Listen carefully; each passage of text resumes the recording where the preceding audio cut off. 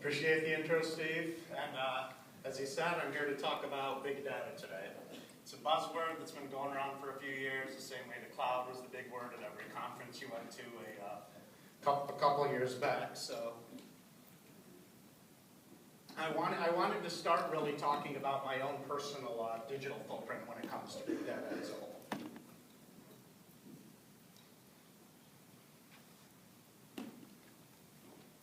So I woke up yesterday morning, pulled out my little smartphone, and took a look at my sleep patterns. Spent 5 minutes taking a look at the data generated by my sleep patterns. Noticed that over the course of the day I had sent 78 texts. I noticed I sent 128 emails. I had 4 Facebook Lives. I uploaded 15 different pictures. I bought 4 different items at Amazon. I bought 2 different shirts at Brooks Brothers, and in the end of the day, I woke up and in the first 10 minutes of my day, I realized that I was becoming an information asset. Data on data on data on data. I'm not knowingly generating. I have a smartphone, I have a computer, and I'm just walking around with sensors all over the world, all over our everyday working place, becoming an information asset. So the question comes down to how do we extract value out of this information asset? I'm an information asset, you're an information asset. Everything around you, the battle has been not only generating data in bulk, but using it to its best ability, and most importantly, making it actionable, being responsible, and just figuring out overall, how do we harness the power of big data as a whole? So talking about this little thing I have in my hand here called a smartphone. You know, you call it a smartphone for a few reasons. I like calling it an information extractor, sender, emailer, uploader, liker, sharer, insurance maker. This pretty much does everything for us these days. And what's really been a game changer the last few years has been the focus on being able to find your exact location, in addition to not only everything that you're able to do on the cloud, everything you're able to store in a database, you're able to pull out, but they know exactly where we're doing everything at these times too. They know the last time we did something. So there's really not much to hide these days when it comes down to the cell phone, the personal device pretty much being your key to any potential customers, any potential patients, even any potential other companies you're working with to unlock the key to harnessing data as a whole. So big data. Again, every few years the tech space likes to come up with these cool terms. You know, big data, we come up with what exactly is big? What qualifies as big? Why did we come up with this new term, big data? Was it really necessary given that throughout human history, particularly the information age, there's always been data. It's always been generated. The last 20-ish years with the internet, there's been a lot more. So why did the industry find it necessary to reclassify now and refer to data as big data as a whole? I had alluded to the fact a bit earlier. Generally, big data comes down to leaving a digital footprint in almost everything we do and becoming an information asset. Generally, big data is referred to having to focus on human behavior and interactions, because we're not only concerned with data points that don't have any real value. The big hurdle has been humanizing the data, turning it into something that can be used to understand human emotion, human actions, human feelings, not just another column in an Excel file as a whole. Where does data come from? All this data has been generated the last X amount of years, and one of the big places that it's coming from that people aren't familiar with is all the sensors. You know, in your car you have something like 100 to 500 different sensors triangulating what you're doing, looking at the different actions. I'm sure many in the shirts industry are familiar with the black box. There's a lot of information being pulled from sensors, even in addition to what I consider more knowingly pulled, such as social media posts, texts, emails, uploading of pictures, YouTube. Every time you make a purchase with a credit card, every time you make a purchase with online, the data is being generated from everywhere these days. And as we mentioned with the smartphone, the triangulation of knowing where you're actually located has been one of the big difference makers when it comes to general targeting. Now the question, how is it different from past data and analytics? Why bother with the term? IBM came up with a way that they thought is the best way to classify the core difference between big data compared to normal. And they came up with what's called the 4 V's of data. So they like to come up with the 4 V's of data are volume, velocity, variety, and veracity. So that's a fancy way to say data's big, it scales out these days. We're constantly aggregating, calculating the information, and these days everyone needs, not just wants, but needs data in real time. That comes down to the velocity of data as a whole. Next is a variety. There's all different kinds of data, pretty simple concept to understand. Lastly, veracity. How trustworthy is that data? Just because we're getting all these reports generated, because we're looking at all this information across our desk, how much of it do we disregard? How often does someone send a post on social media that everyone rolls their eyes and says, yeah, sure? How often does someone get a solicitation from Africa in an email about how they just won $10 million? All they have to do is fill out a particular form. It's been a huge issue, particularly as of late, is really understanding as fast as data is moving, how do we deal with the challenge of really endorsing it? So starting by one here, this is probably the most obvious data point when it comes down to what's big about big data is it's big. As Steve already mentioned for me, we created more data in the last day than we have all throughout human history up to 2003. That's a quote from Google CEO a few years back, but that really lets everyone know the kind of power and the kind of data that we're talking about. What's fun when you start looking at data is realizing all the cool magnifiers that we're going to have to understand. You know, the hot number right now is the exabytes. Exabytes is a trillion gigabytes. That's the hot term for how much data has been generated right now throughout human history. The next evolution after that people say we're going to be talking about in the next 3 years is yottabytes. There's about 4 different tiers on top of that, and this is just one of the struggles of dealing with so much data, is just coming up with the proper classifications as a whole. Data is exponentially larger than it's been a few years ago. It's estimated that it's going to continue to double every 2 years. So every 2 years we should have approximately twice as much data as we did before. And as referenced by many examples that we all see in our everyday life as well as work, that's not planning on slowing down anytime soon. A few other interesting notes there. 6 billion people worldwide use cell phones. Most companies store quite a bit of data themselves. And 40 zettabytes of data will be created by 2020, an increase of 300 times from 2005. So this isn't really a point that needs to be driven home too much, but big data is big. I wanted to bring up, in addition to explanations of big data, of course, we wanted to highlight some companies that have done a great job and have been considered giants in the data field as a whole. Number one, is no surprise, is Google. Google is, I think the best quote I've heard about Google is the fact of, if it's not on Google these days, it doesn't exist. People aren't even willing to hear it. If a company did something, someone said something, they're endorsing someone, and they're not on Google, that is literally the world's fact checker at this point. It's been told that 8 out of 10 people use Google as the #1 source of fact checker, whether or not they're talking about checking for social reasons, whether or not they're checking for business, and if they don't see what they want to hear, they are considered extremely skeptical. And that's not something that's going to change. At the end of the day, as much as we try to create all of these different streams of information, Twitter, Snapchat, Instagram, all these different mediums, Google is still considered our epicenter when it comes to research and information across the country. While there's some competition across the globe, generally it is still the leader when it comes down to search. One interesting stat about Google, something that they did is, a lot of people may have not noticed a big difference in the Google search engine the last 10, 15 years as a whole. One of the big changes they made is approximately 8 years ago, I'm sure everyone notices, Google started coming up with recommendations as you're typing. If you're looking for a red cow, as you're typing for that red cow in Plymouth, Michigan, you might notice the fact that the red cow's name is Cassie. So Google started autofilling and auto-generating information that other people started typing in. Everyone knows that, might not seem relevant. What's very relevant is it increased the average speed of research by 800%. Just a simple suggestion using other human interaction, using other human data points, increased the speed of how fast we usually get to our target, what we're looking for, by 800%. And that's just one example of the constant Constant innovations that are going on to just make data more efficient as a whole, and just trying to connect the world with itself to let us leverage data the best we can.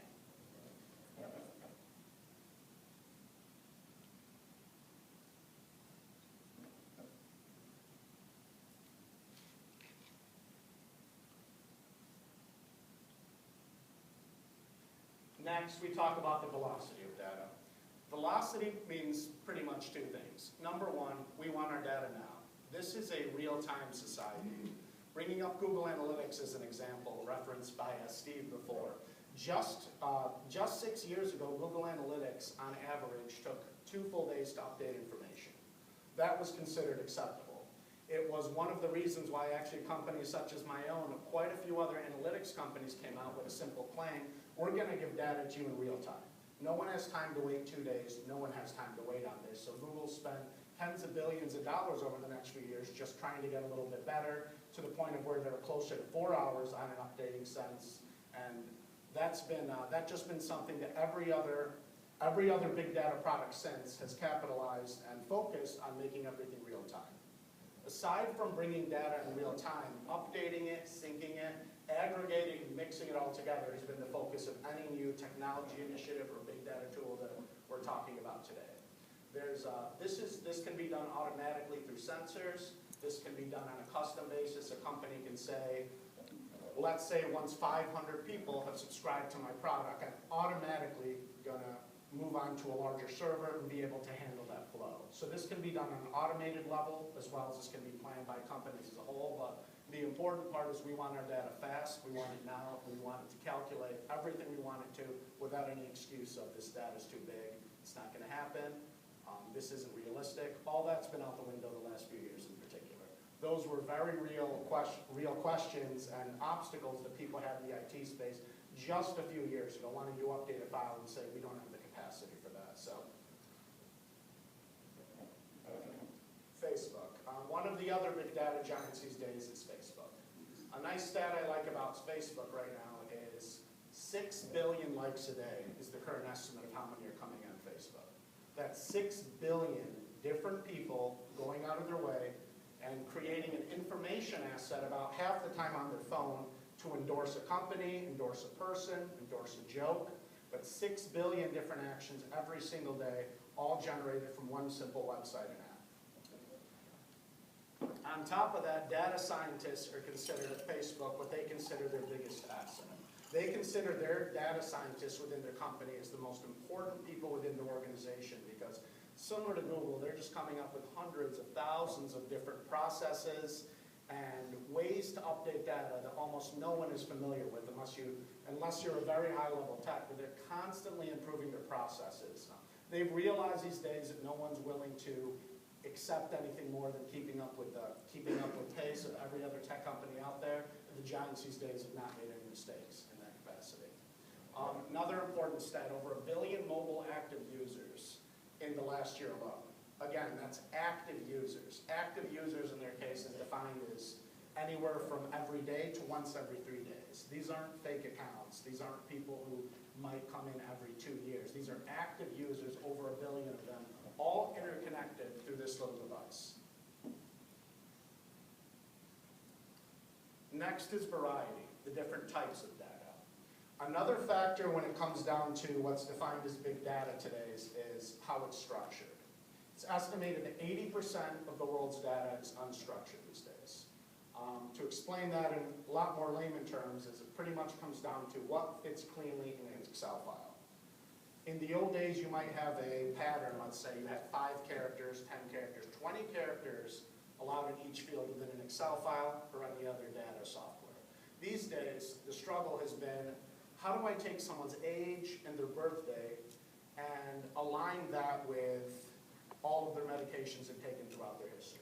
That's not a clean alignment. That's not something that's going to fit nice and easy. It's going to be an easy way to generate. So one of the big differences when it comes to variety these days is learning to deal with unstructured data. A term a lot of people may be familiar with is NoSQL. I'll be talking about that a little bit more. But data's unstructured. It's messy. It's huge. Some of it's a million times smaller than the others. So it's been the struggle to figure out How do we align all this information? Because at the end of the day, I still want to know that Joe Smith, I want to know his entire history at the click of a button, and I don't want the excuse of the data doesn't align. When it comes down to data, the main key terms to know were NoSQL. I'm guessing in this room maybe about half the companies may have moved over to Haddad and NoSQL when it comes down to processing. The main takeaway there is understanding that things are not structured, and we found a way to cut out the middleman. When in the old days, you used to take data in an extremely structured way, you'd store it somewhere, you'd spit it back out to the place where the client or the end user might want it. These days, we're able to almost skip those steps, take the data in any messy format you can imagine, and still make those calculations and extrapolate them at even faster speeds than has ever been done before. And that's been one of the big needs of big data as a whole. Next is veracity. How accurate, trustworthy is this data?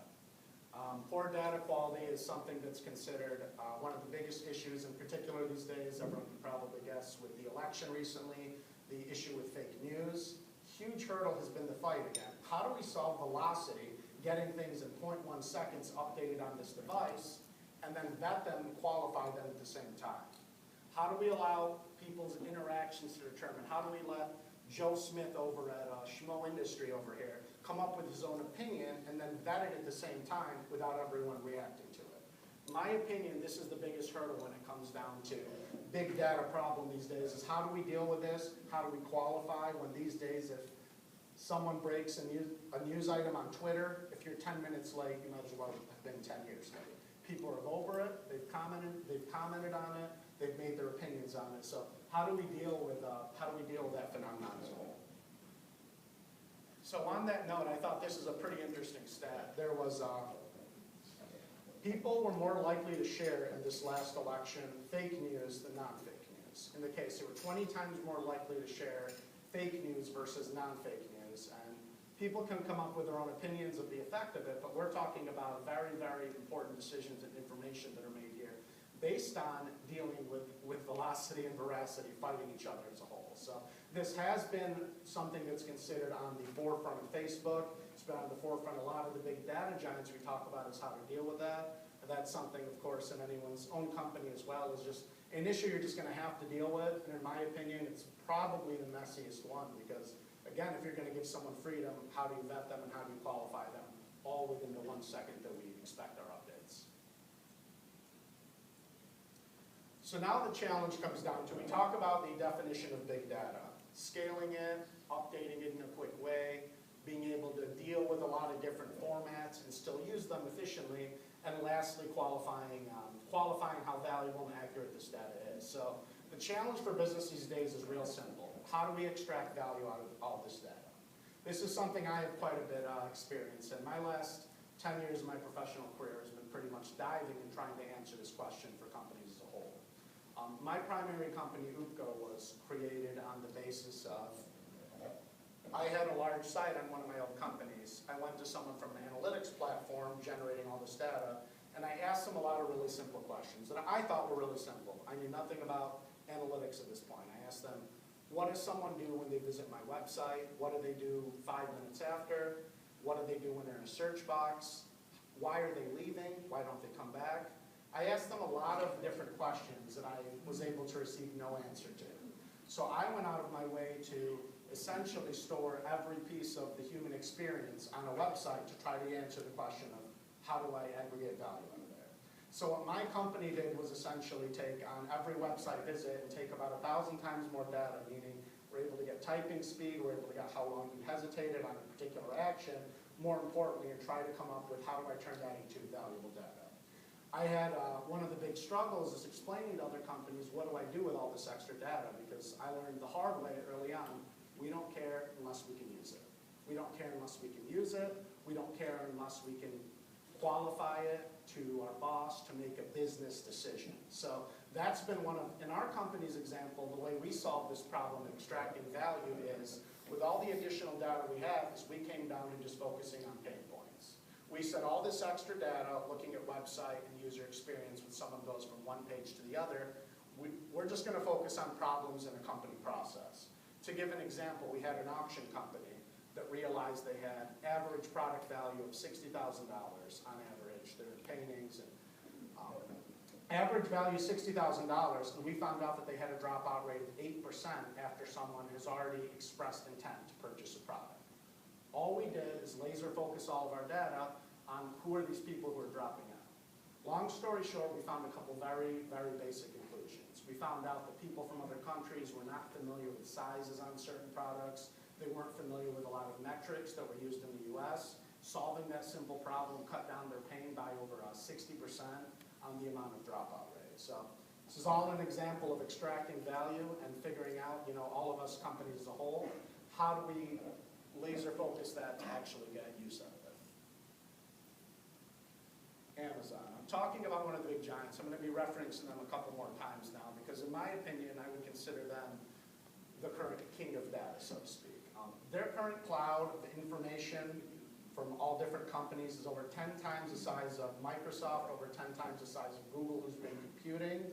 So in the information age, they're considered the innovator who's really making the most moves when it comes down to the future of big data, the best way to organize it, the best way to update it, and most importantly, they're housing such a high percentage of companies these days data as a whole. So they're responsible for all the information we talked about before. How do we update it? How do we store it? They're always going to be the industry leader when it comes down to expecting them to be not just one step above the curve, but 3 or 4. Data visualization. So talking about the usage of data, one of the biggest things that makes data easier to comprehend is, I like bringing up the Excel example because a lot of people understand that. As opposed to seeing a long column with a lot of information, how can I visualize it and get the answers and understand the pain points in just a few seconds? Not having to struggle, not having to read, not having to add my math guide, what is this supposed to mean to me, but how do I visualize the data in a cluster or a layout that gives me the answer, understand the pain that I'm looking for without having to really dig. This is just a simple example of a data visualization. Again, a few years ago, companies such as mine started coming up with understanding on websites, where do people go, where do people go? We came up with heat maps to come up with this is where people are interested in your website. It's a very general example here, but for a company as a whole, visualizations of understanding where clients are coming in, where they're going out, where they're stopping, where they might be confused seeing a red shiny button in front of a machine in your store. This is an example of just a visualization that companies might want to come up with and just figure out how do we get these answers and understand pain throughout the organization without being completely reliant on numbers as a whole. Social media. We can't talk about big data without talking about social media as a whole. We talked about the veracity, trusting data as a whole. This has become a huge issue across social media. Not only trusting data, but qualifying the value of data and comparing. Another great example in my sense, is a like from Bill Gates worth the same as a like from a 14-year-old who just registered Facebook yesterday? A like can be considered an endorsement. A like is an endorsement to a business, to an idea, to a thought, to a joke. This is a question that one of our clients came up to us. They asked us to come up with a custom dashboard, and the client is one of the 3 largest media companies in the world, taking a look at what their competitors are doing. And they said, I have a simple question.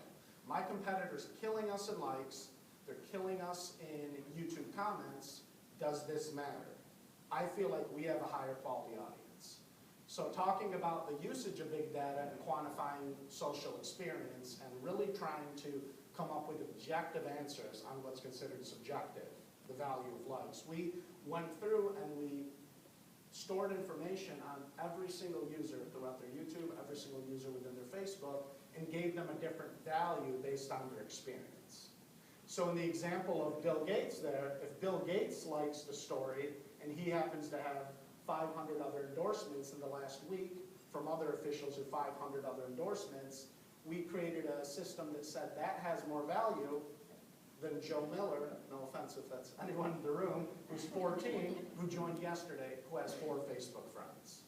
And that can go a lot deeper and take a few other levels, but that just asking everyone, to take that extra step to when it comes down to social media, take a closer look, and that's going to be another battle we have when we come down to trusting of data. So much information coming in real time, trusting every user with what's coming on and really comparing what's valuable and what's not. How many people in this room know what TLDR means? Not shockingly, I assumed it'd be a small number. So this is something I just learned a couple years ago, and has been another big struggle that every company is going to have to deal with. It's a shorthand. If you're a 12-year-old kid, if you send your 12-year-old kid a long text warning them maybe about something they're going to do, telling them a lot of information they might not be interested in, TLDR means too long, didn't read. So, I would definitely keep that in your bank. It's probably something we're all going to be running into soon. But I think this is extremely fascinating because it's something that no one's been addressing these days. We talk about the number of email messages, the number of texts that go these days. The last 2 years, the percentage of text data that's been read has went down 300%. What that means is 10 years ago, if you sent someone a text, you assume it's going to be read. You assume every word's going to be read. You assume, oh, it's not too much information to process yet. TLDR is the amount of text information that is not getting read, not even downloaded by people these days, is something that's going to be increasing on an exponential level the next few years. Email is the exact same thing. I know a lot of people usually when it comes down to email, they think of chain mail, they think of the huge update that they're just skimming through for their particular keywords. So it's an issue that companies have to run into for their customers as well. You know, when deciding, do we add in that extra paragraph? Do we add the extra qualifier? Are we trying to solicit an action? Is to be as prompt as possible, because this is going to be something that is going up on such a high level of the amount of information that's getting parsed out by people. It's getting too long, didn't read. And particularly on the text front, is people just don't realize the lack of information being read. And as the data keeps doubling every couple of years, this is a battle we're all going to have to be dealing with. So use your characters wisely and make sure they're valuable in that sense. Monetization of data. So all the tech companies out there, the cool thing to say is we care more about people's data than profit. A lot of people are familiar. A lot of the big tech giants out there are not profitable. They're not interested in being profitable for a few other reasons. But data has been considered the #1 information asset for most of the big companies now for close to a decade. And really the biggest reason for that comes down to the usage of our personal data as an information asset to target, to personalize, to really go after and understand the needs and intent of each of their customers as a whole. Here's a good stat. Again, we have just a 10% increase in data accessibility will result in more than 65 million additional net income for a typical Fortune 1000 company.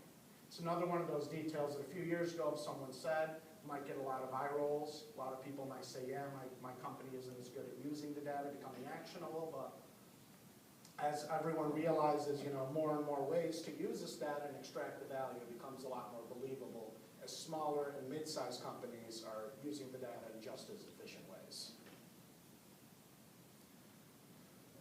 So our challenge, again, is to increase profits, improve customer service.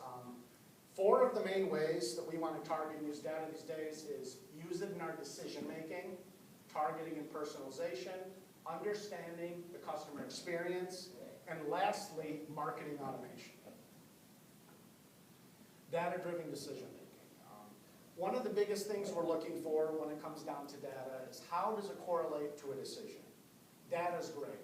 585 people went to my store and 200 of them left the store. What does that mean? Standing alone, that really doesn't mean a whole lot to people without looking into what the next step and the next logical step we need to take as a company to understand what that means. What we're looking to do is take that data, 585 people came to my store, 200 of them left, and turn it into an insight. An insight is pretty much coming into a simple sentence, a simple understanding based off that data as a whole. And this comes down to another of the big challenges with big data, is companies coming up with, should we turn this into paragraph format? Should we write out data reports in sentences? Is that a role for the CMO? Is that a role for our analytics guy? How do we take all this data and summarize it for the CEO when he needs to read it so he can actually make decisions based on it?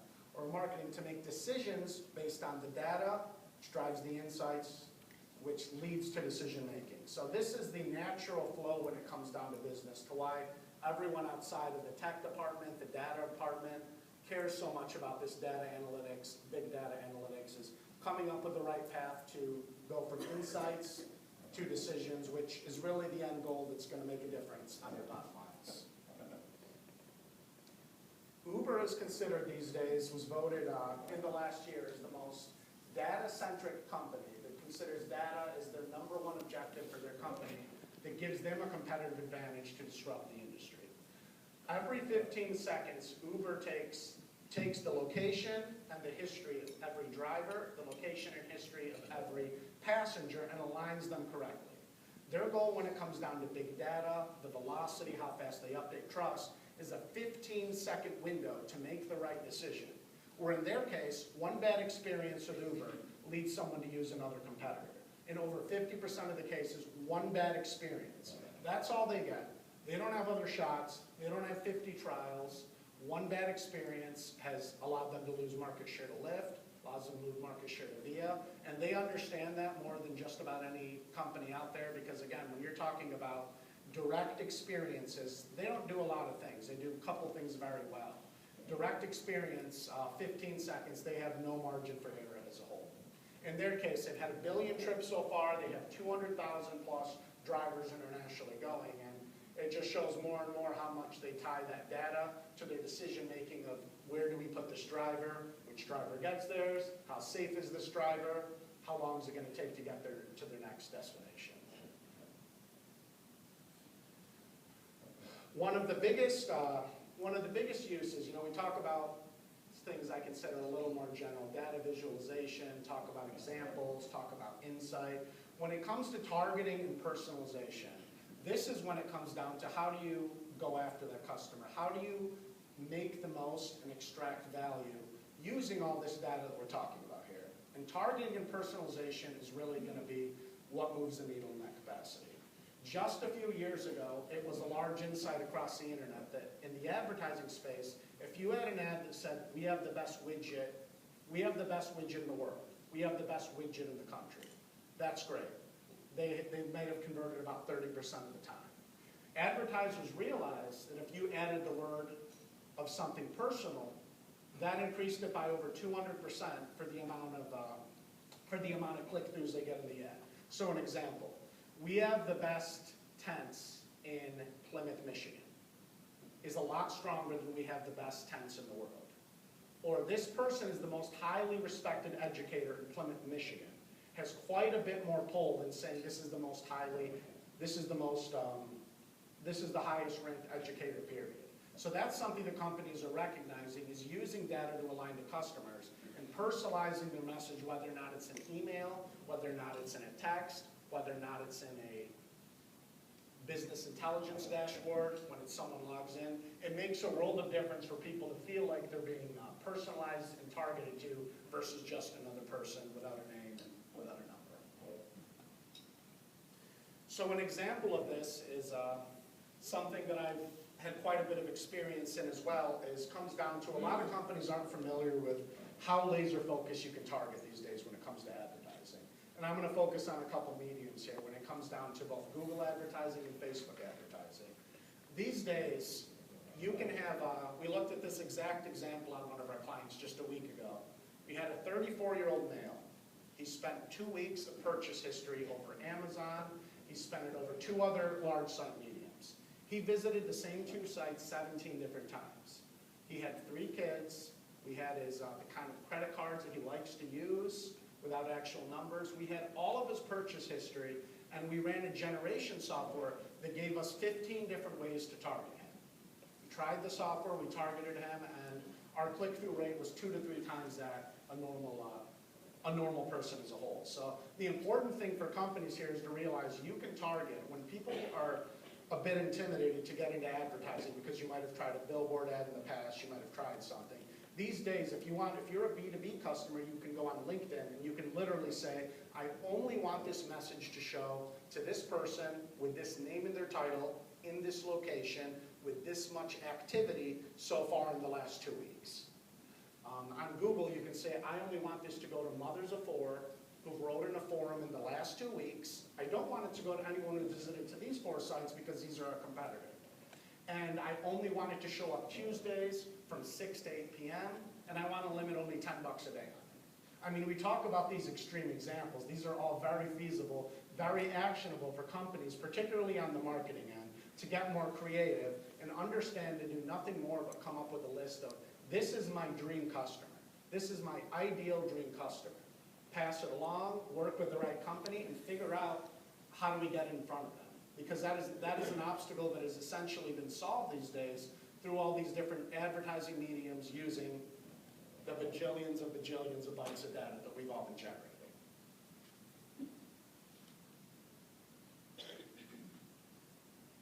Maximizing ad spend. We talk about all this targeting and personalization, and it all really does come down to maximizing the dollar of your ad spend.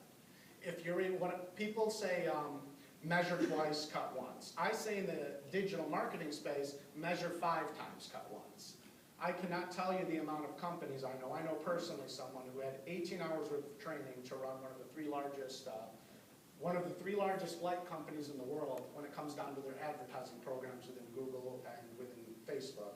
Companies are really taking shortcuts these days and realizing how deep, how targeted you can get, and realizing that spending that extra time and the extra resources on the measuring before cutting makes a world of difference. We're not talking 1x, we're not talking 2x. In some cases, it can make dramatic differences in the kind of return you're getting to maximize ad spend. Proximity marketing. Another hot topic of these days, we talk about the ability to have location as a whole, is proximity marketing. Proximity marketing means that I can have something show up not only for what someone's doing in their history, but I can make it show up only when I'm standing at this spot right here. Ad will only show up here, it won't show up here, a different ad will show up here, all based on my GPS coordinates as a whole. So this is a space that still I consider a little bit native on the side, but if you want to use more realistic use cases of people driving by a billboard, even driving around your office and saying, coming into widget industries, when people are a mile away, only to show up across their smartphones. This is all very possible these days using all the data, the personalization that we've been discussing. So all this data comes down to, again, understanding the customer. We talked about the 3 different tiers of business decision making, having the data, having the insights, then making the decisions. When it comes down to understanding the customer these days, the new hot transition is not only saying what they did, you try to get why they did it, and lastly, how they felt about it as a whole. Those are the kind of decisions that we have been able to answer through data these days. One example I like to give, a $300 million button. This is a popular example in user experience as a whole. There was a large retailer approximately 10 years ago who had a huge hole in their process. They were having people drop out of purchasing e-commerce items all the time. They couldn't figure it out. They looked at the data. They had no answer. They finally started observing some customers. It was seems these days, a very, very simple insight.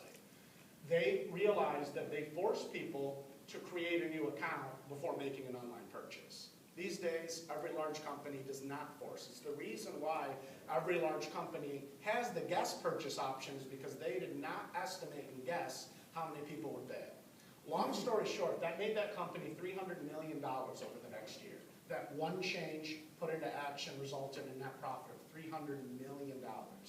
And that's something that's always cited when people like to not so much take shortcuts, but decide how much is it worth knowing about our customer, how big of a hole could we potentially have, what could we have not guessed that could be limiting our business in a significant way. So that's an example that's been shared for a while, and I think it's a very powerful one.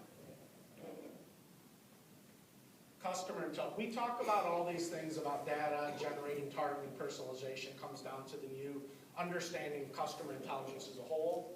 It's opened up the ability to just gain a lot more about what people are thinking and doing.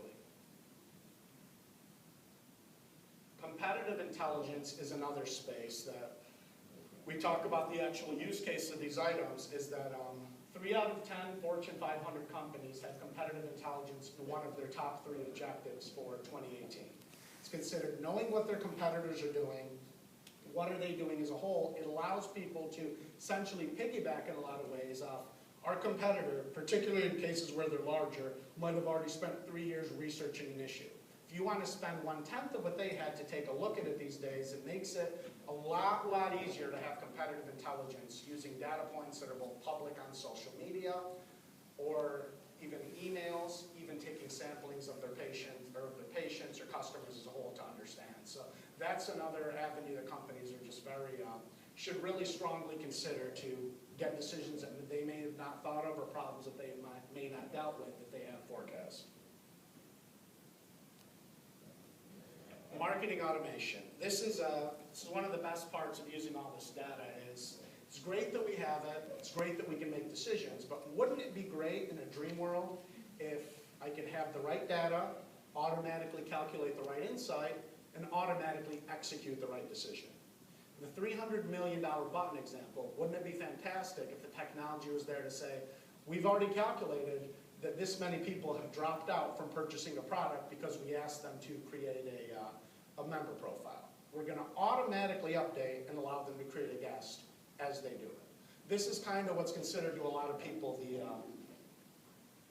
the magic button when it comes down to data, insights, and marketing, is how do we align this to automatically do what we want in the case? So this is something I'm sure a lot of you are dealing on an everyday basis, is how do we add triggers to data and insights to automatically come up with exactly what we want done. This can be applied to advertising to say, I want to set up a test that 10 people visit my site. If 10 of them don't click where I want them to click, I automatically want to set up a backup to where I want them to click instead. That's something that's used by quite a few companies these days. It's called split testing, multivariate testing, meaning you have different actions already aligned, whether it's on the website, whether or not in person. You say, okay, if the first 20 customers don't buy these shoes, switch the price. This marketing automation comes down to really everything actionable, everything moving the needle when it comes down to what companies are trying to do these days. So I thought a great example of this is Amazon. They recently filed a patent they think they can guess what we're all going to buy before we buy it these days. This is a new thing. It's called anticipatory shipping. Their estimate is that they will have a 95% success rate in knowing what I'm going to buy. So they're going to pre-ship the item before I click buy now. So frankly, I think that's pretty arrogant on their part. But the other side of the coin is I'm sure they're not dummies in this case. I'm sure they have quite a bit of mountains and zettabytes of data backing up these assessments. So that's a very aggressive example. Again, I wanted to mention why a lot of people do consider Amazon the leader in this space, but much smaller, more actionable use cases can be used for different companies. And I brought up something as simple as if 20 people come to my door and don't purchase at this price, don't like this marketing angle, already have the backup in place. Have your resources in place to switch out documentation, to switch it out. Easier said than done, right? But it's marketing automation is, the final evolution when it comes down to having data, having insights, and then executing them where it doesn't require we talk about how fast the velocity of the decision making, it'd be great if we could all make decisions in 5 seconds and have the actions go from there. So adoption, one of the big struggles when it comes down to all this data, all this fancy talk about Amazon can guess what we buy, comes down to how do we adopt it in our individual space. Staffing, data-centric positions have become in demand. They're supposed to be in demand 4x in the next 4 years, meaning that there's not enough data scientists out there, there's not enough people involved with analytics, and that's an exponential need that's moving even faster as much as data is growing on it. So internally, the hurdle comes down to, are you going to try to train your staff? You're going to try to bring people from outside? You're kind of mixing it in between. And one of those biggest hurdles, again, is merging the tech with the marketing. So many people 10 years ago considered analytics a technical space. These days, CMOs are getting a lot more involved, marketing coordinators, VP of marketing, all the way up to COOs and CEOs who want their data, they want it good, but they're trying to figure out the best way to have someone generate the data and while still having some say in the data that's being brought up. So one of our other hurdles we talked about that too long didn't read is analysis paralysis. Company's big hurdle with adoption is, again, all this data, you need to have a plan of exactly how you're going to use it before implementing any kind of data initiative. Data's great, looks great, reports are great, TLDR, I don't know how many people within the organization probably execute that if it's not on point, but the analysis paralysis is just a continuing hurdle when it comes down to adoption. Lastly, keeping up. You know, we talk about all this data doubling every 2 years. We talk about all these large initiatives. So how does my company keep up? How does anyone else? That's going to be one of the struggles of adoption that really defines big data, is how do you go to the right amount of conferences, read the right amount of literature, allocate it to someone beneath you to give relevant updates, and that's a challenge that everyone, myself included, hard in data is really going to have to deal with, is keeping up without getting paralyzed with information. 2 more points I want to give a small summary on. Sentiment analysis. Talked a little bit about the evolution of data is trying to make things that are generally considered subjective, objective instead. Sentiment analysis is a term everyone needs to be familiar with. It's considered somewhat new. Approximately 1.5 years ago, Facebook implemented into their comments where instead of having to read 50,000 comments about how much someone loves Cher when she put on a concert, they came up with an algorithm that said, we're going to take all the words in the sentences and come up with how happy or how someone felt about Cher. A quick aggregation of, I'm going to go through if someone says the word hate might have a value of -2. The word love might have a value of +1. And calculating tens of thousands of comments to come up with a feeling of how people felt by once again clicking the marketing automation button.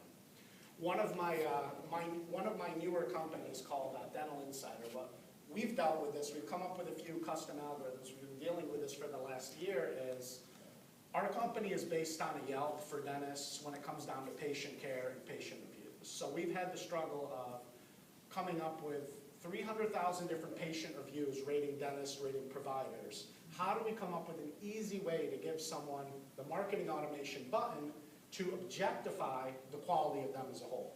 So we've went back and forth a lot with different ways to pretty much say, how are people satisfied?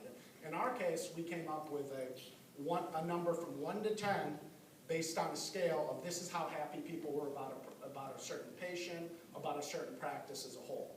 And we think this is something that more large companies, we talk about Facebook adopted this a little over a year ago, are going to try their hardest to, instead of having to read one by one, instead of having to hear voice of the customer on an individual basis, asking 100,000 surveys, being able to calculate that information, use all this big data that comes down to human interaction, comes down to feelings, comes down to how did someone feel about what they did, when did they do it, what's the feedback, and come up with ways to aggregate it and come up with the answer. So I just think it's very fascinating, again, when it comes down to big data getting a little bit arrogant in the sense of being able to get things that are traditionally considered subjective on an objective basis. So again, our big hurdle, how do we win as a company, individual, government, school? I mean, we talk about measuring what matters, getting to the point, having initiatives that have a plan after them, and a decision, and not just empty data, not just empty reports, and be very, very omniscient of realizing everything you're putting out there is quality, both internally in the company side as well as to the customer as a whole. What next? By 2020, 1/3 of all data will be stored or will have passed through the cloud. When they talk about all data, that refers to all data. Everything you see, everything being generated in a sense. There's 1,000 other cool stats about what's going to happen in the future, but I think it's already pretty apparent from what's happened the last few years. The data's going on an upspike. We're all trying not to drown, trying to use it, trying to use marketing automation or ways to extract value, to target our customers, to pinpoint reaching the customer at the exact moment that they would be most interested in your product and service. That's the hurdle. So when it comes down to what's next is more of what we've seen in the last few years. How valuable? I wanted to go back to my original point about measuring my data. I measured my data for one set day. We were at about a 1.5 gig generated by myself in a 24-hour period of data. 1.5 gig just myself that could be targeted by a company.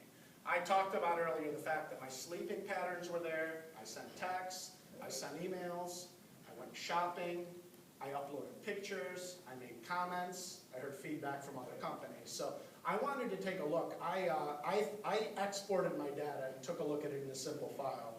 And I sat there trying to figure out for one day, first off, 1.5 gigs worth of data used to be what used to be what a city generated just 10 years ago. So that's quite a big data point for myself. A gig and a half of data for one day.